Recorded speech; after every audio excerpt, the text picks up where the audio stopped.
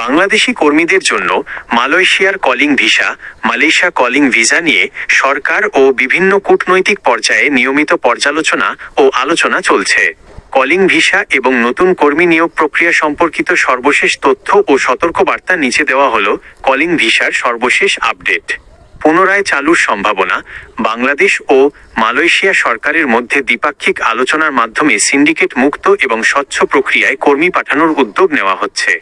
ধারণা করা হচ্ছে 2026 সালের শেষের দিকে আগস্ট-নভেম্বরের মধ্যে চূড়ান্ত সিদ্ধান্ত ও নতুন কর্মী নিয়োগের কাজ শুরু হতে পারে। চাহিদাসম্পন্ন খাতসমূহ চালু হলে প্রধানত উৎপাদন, ম্যানুফ্যাকচারিং, নির্মাণ, কনস্ট্রাকশন, কৃষি ও প্লান্টেশন এবং সেবা সার্ভিস খাতে কর্মী নেওয়া প্রাধান্য পাবে। খরচ ও স্বচ্ছতা।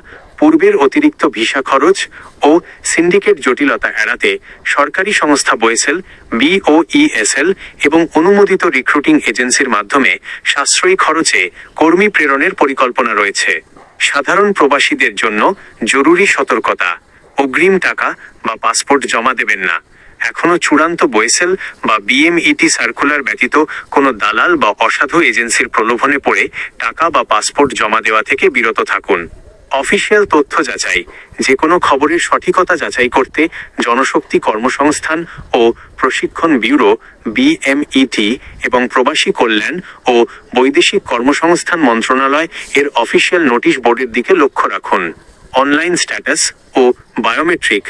ভিসা প্রক্রিয়া শুরু হলে BMET ডাটাবেজে আপনার নিবন্ধন সম্পন্ন এবং মালয়েশিয়ান ইমিগ্রেশনের অফিসিয়াল পোর্টালে ভিসা যাচাই করা সম্ভব হবে।